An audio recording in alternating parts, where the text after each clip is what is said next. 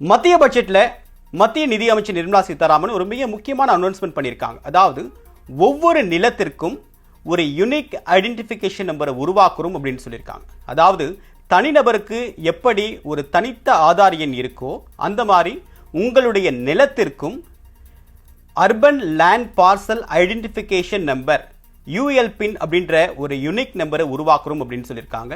அந்த இடத்துடைய சொந்தக்காரர் யார், அந்த நிலத்துடைய அளவு என்ன, அது யார்கிட்டருந்து வாங்கப்பட்டது, அதனுடைய மதிப்பு என்ன, இப்படின்ற எல்லா விஷயமுமே அந்த இட சம்பந்தமான யூஎல்பின் நம்பர்ல ரெஜிஸ்டர் செய்யப்படும்.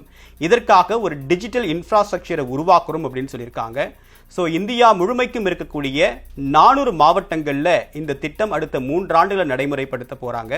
ஸோ ஆதாரும் இந்த யூஎல்பின்னும் சிங்க்ரனைஸ் பண்ணப்பட்டா ஒவ்வொரு தனிநபருக்கும் எவ்வளவு சொத்து இருக்கு, அதனுடைய மதிப்பு என்ன அப்படின்ற எல்லா விஷயமுமே டிஜிட்டலைஸ் ஆகிடும்.